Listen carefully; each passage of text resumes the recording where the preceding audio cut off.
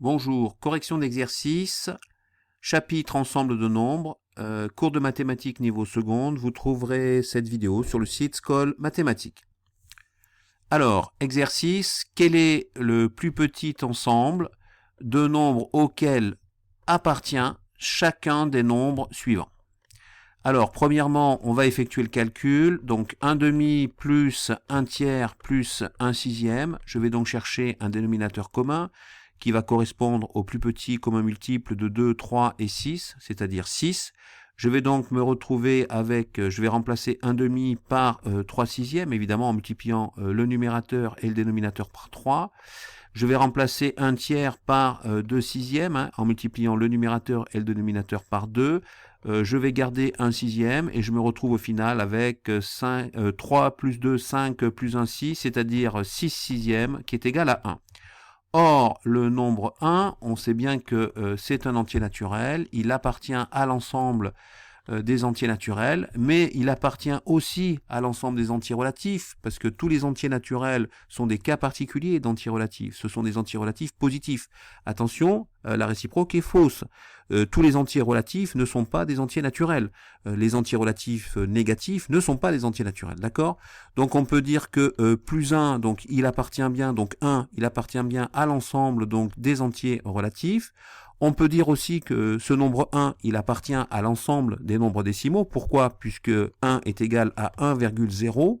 Donc, il appartient bien à l'ensemble des nombres décimaux. On peut dire aussi que ce nombre 1, il appartient à l'ensemble des nombres rationnels.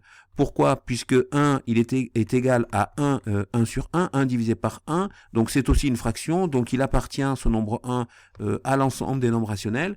Et comme il appartient à l'ensemble des nombres rationnels, par définition, il appartient aussi à l'ensemble des nombres réels. Puisqu'on a dit que, par définition, l'ensemble des nombres réels, c'était quoi? C'était les nombres rationnels, et on rajoute les nombres irrationnels. Donc, on peut dire aussi donc que notre nombre 1 fait partie aussi, c'est aussi un nombre réel. Il fait partie de l'ensemble des réels. Donc, quel est, sur ces 5 ensembles, quel est le plus petit ensemble de nombres qui contient le nombre 1? Eh bien, de toute évidence, c'est l'ensemble des entiers naturels. Donc, la réponse ici, elle est relativement simple, c'est de dire que 1 appartient à l'ensemble des entiers naturels, et c'est bien le plus petit ensemble de nombres auquel appartient 1. Alors ensuite, on va faire donc deuxièmement, comme calcul, racine carrée de 16 moins racine carrée de 25. On obtient ici donc 4 moins 5, c'est-à-dire moins 1.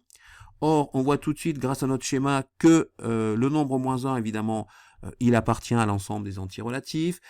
Il appartient aussi à l'ensemble des nombres décimaux, puisque moins 1, c'est moins 1,0. Moins 1 appartient aussi à l'ensemble des nombres rationnels, parce que moins 1 est égal à moins 1 divisé par 1. Et donc, automatiquement, moins 1 appartenait aussi à l'ensemble des réels, puisque par définition, l'ensemble des nombres rationnels et l'ensemble des nombres irrationnels correspondaient à l'ensemble des nombres réels.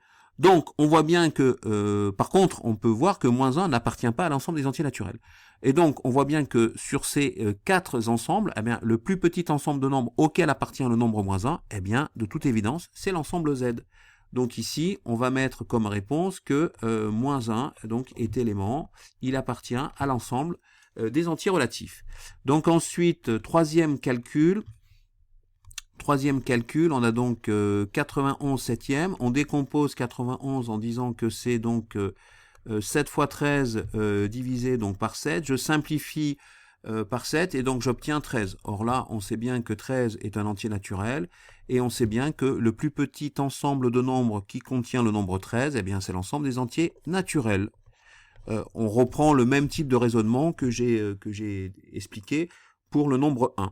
Alors ensuite, quatrième calcul, on se retrouve avec 34 demi moins racine carrée de 289, ce qui va donc nous donner 17, 34 divisé par 2, 17, racine carrée de 289, ça donne 17, 17 moins 17, ça donne 0, et pour les mêmes raisons que pour 1, le nombre 0, le plus petit ensemble de nombres auquel appartient le nombre 0, c'est l'ensemble des entiers naturels. Donc là, on peut dire que 0 appartient à l'ensemble des entiers naturels.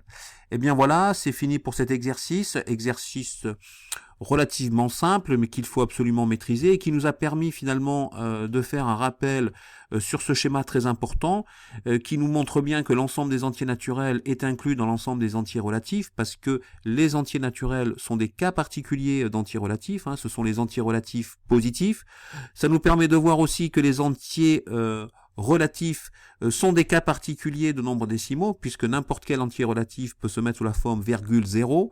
Ça nous permet aussi de se rendre compte que l'ensemble des nombres décimaux sont des cas particuliers effectivement de nombres rationnels, puisque dans le cas par exemple d'entiers relatifs, on a vu que par exemple moins 1 c'était moins 1 divisé par 1, moins 1 sur 1, et que donc c'était ça faisait partie de l'ensemble des nombres rationnels. Et donc on a vu aussi que l'ensemble des réels, que l'ensemble des nombres rationnels, était inclus dans l'ensemble des nombres réels. Donc voilà, ça nous a permis de réviser un petit peu tous ces ensembles-là. Eh bien, j'espère que cette vidéo vous a plu et je vous dis à bientôt sur le site Scol Mathématiques.